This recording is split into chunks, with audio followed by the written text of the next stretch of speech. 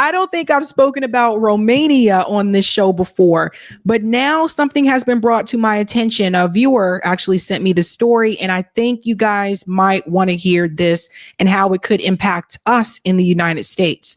It appears in Romania, there was a Romanian president who was basically right at the cusp of becoming the president of Romania. So, excuse me, candidate here.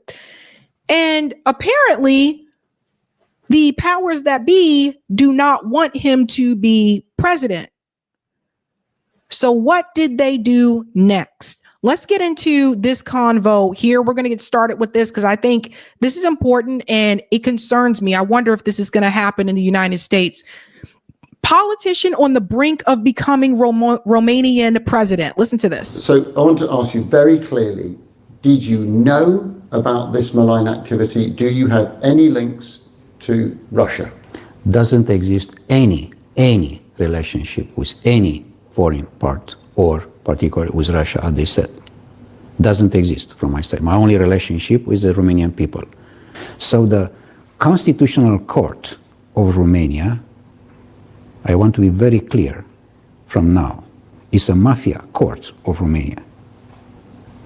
Because they cannot accept, and nine people, because the court is a function of 9 people. 9 people decide for 19 million of people. This is not accept. This does mean coup d'etat, made by the state, which is installed right now in power in Romania. If a foreign state had tried to influence this election, would you condemn that? Absolutely, totally. And correct me if I'm wrong, but are you saying that one of the reasons the Romanian state stopped you was because they were under pressure to prevent a peace deal in Ukraine? Yes, for sure. They need war and they need to protect their chairs. It's a dictator. Is this just Romania you're accusing or a wider NATO, EU? Look, the pressure from international is huge on that. NATO become from a defense organization an offensive organization, and this cannot be accepted. Let's pause here and let me explain what's going on. This is very interesting, you guys. So this gentleman, Colin, I guess has been accused of, some type of Russian interference. They're trying to say he had some type of relationship with Russia. Does this sound familiar to you guys? Yeah, it sounds kind of familiar, right? So he is saying that the court itself is corrupt. And he's saying that this has to deal with NATO. He said NATO is supposed to be defensive. They're not really defensive. They're offensive. And he's tired of dealing with all this mess. So because they're saying that Russia basically interfered, the court basically overturned the first round of the election results. And why I thought this story was important is because imagine if that were to happen here. I mean, how many times have you heard election after election, Russia colluded, Russia interfered, they're trying to influence and interfere in our elections? What if it got to the point in this country where the DNC or the RNC actually got together and said, well, I guess it would more likely probably the DNC at this point, but they got together and said, we are going to overturn the primary results because we are saying that there was Russian interference. Now, some of you may remember what they did to Bernie Sanders, how he had won every county in West Virginia and a bunch of other states too, and the DNC decided to give those states to Hillary Clinton.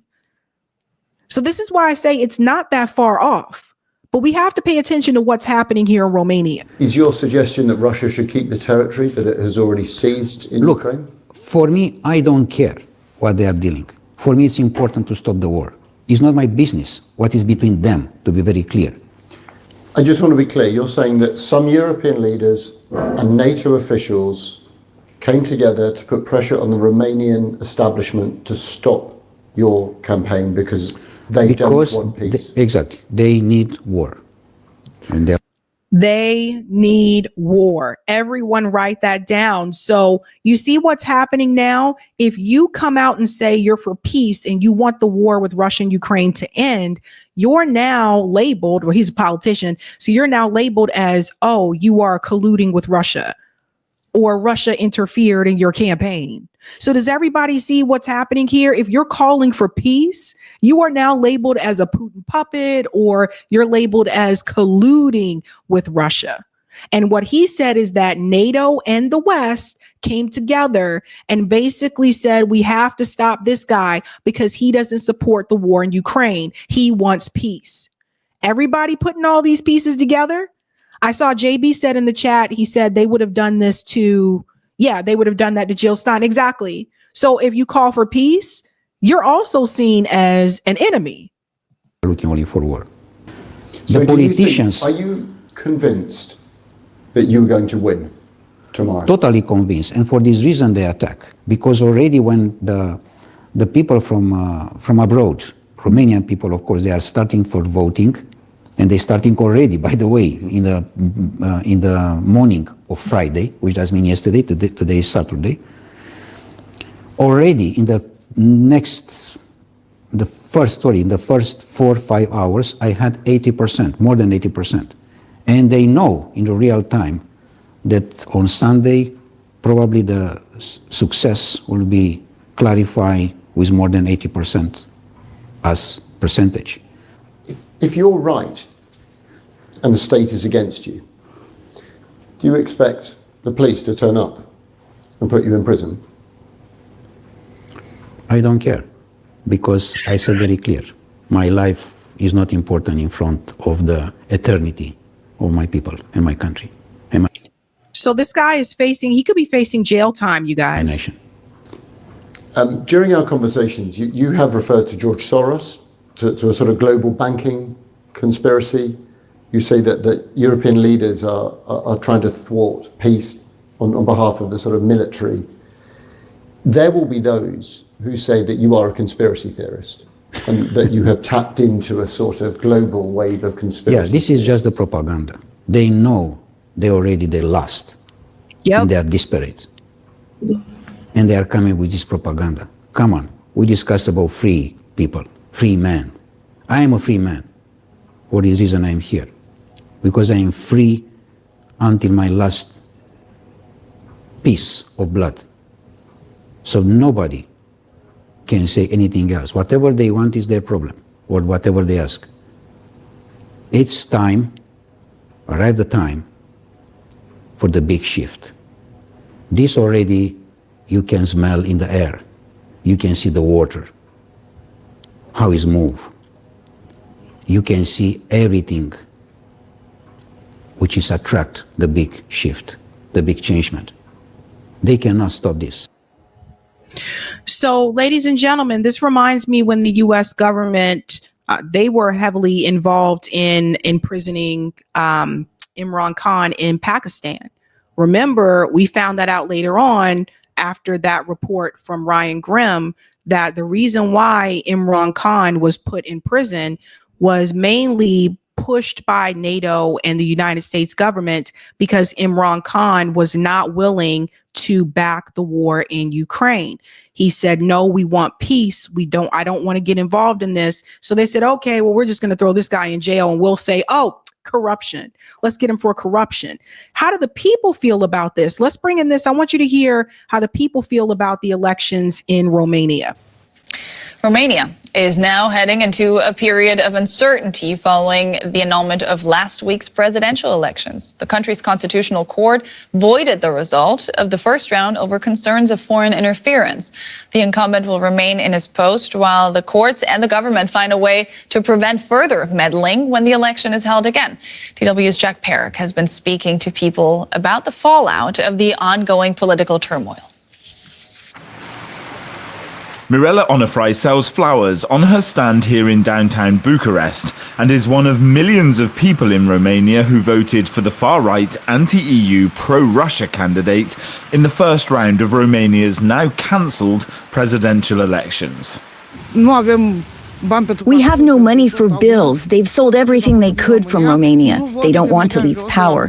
They've invented some lies that Russia is behind him. In fact, they are lies because the people know he's a fair man. Did everybody hear that? So the people, the Romanian people, they know that this accusation of Russian interference is a lie. The voters know. It was this man, Calin Georgescu, who she hoped would turn the political tides in Romania. He arrived here at a polling station at the weekend in protest. After the second round he'd hoped to contest was cancelled by the Constitutional Court. It cited evidence of meddling on social media channels like TikTok to promote his videos. Georgescu denies Russia was supporting his campaigns. He often says he's fighting for what he calls peasant farmers, people like Petri Tocu, who comes into the city market from the rural countryside north of Bucharest to sell his organic farm produce. But Petri didn't vote for him. Why? Because he has some very strange things that the ordinary citizen cannot grasp. Petri says the economic situation in Romania for small businesses is increasingly challenging. There may be many different opinions here in Romania about exactly what happened to see the elections annulled. But the reality is that to some extent, that's going to have to be put aside. The country needs to hold new elections, and they're going to have to find a way to do that. After the cancellation of the election, Romania... No, hold on one second. I think I have to pull this part out here. What I was going to say is that I think this is the police thing. I just don't want to show the police on here. But what I was going to say, we can bring in this part right here. It is similar to what you see happening in the United States. Like it's too familiar. Like they're telling these people that like, oh, wait a minute, if you want peace and you want this war to end, then that means that Russia has been interfering in your campaign, that you're colluding with them. And I mean, the thing is, like, if you win the votes, you're supposed to win.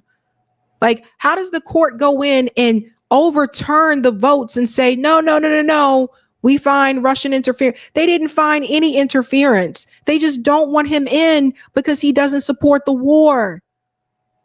And I'd say the same thing here. You know, same thing in the United States. Like, they don't want people in if they don't support the wars.